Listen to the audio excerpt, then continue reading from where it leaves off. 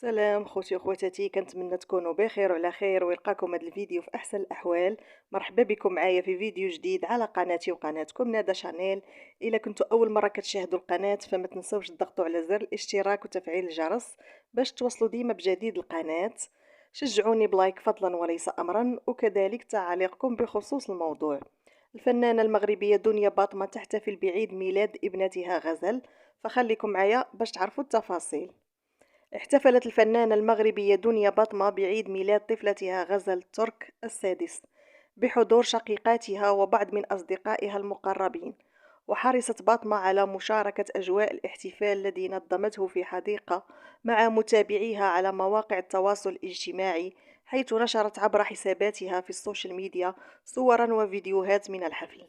واعتمدت المغنية المغربية للاحتفال بهذه المناسبة أسلوب حياة ساحرات ديزني، إذ طغى كل من اللون الأسود والأبيض والبنفسجي على الاحتفال.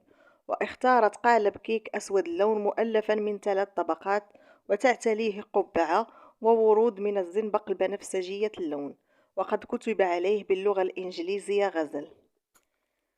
وظهرت دنيا باطمة بإطلالة بسيطة ناعمة، إذ ارتدت فستانا قصيرا باللونين الأبيض والأسود مشابها لفستان طفلتها غزل.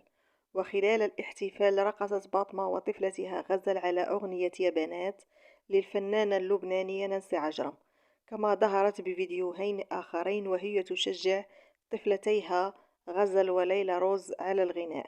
كما شاركت مجموعة من الصور التي جمعتها بشقيقاتها ووالدتها ليلى أطاسي. وحرصت والدة باطمة ليلى أطاسي على معايدة حفيدتها غزل، إذ نشرت عبر حسابها الرسمي في إنستغرام صورة لها على سجادة الصلاة أرفقتها بتعليق: كل عام وأنت بألف خير غزولتي الجميلة، تعيدي وتعاودي بالصحة والسلامة وطولة العمر والتوفيق والنجاح في دراستك بإذن الله يا رب. كما نشرت شقيقة باطمة الموديل ابتسام باطمة صورة تجمعها بشقيقتها من الاحتفال، وأرفقتها بتعليق هابي بيرثداي زوزو.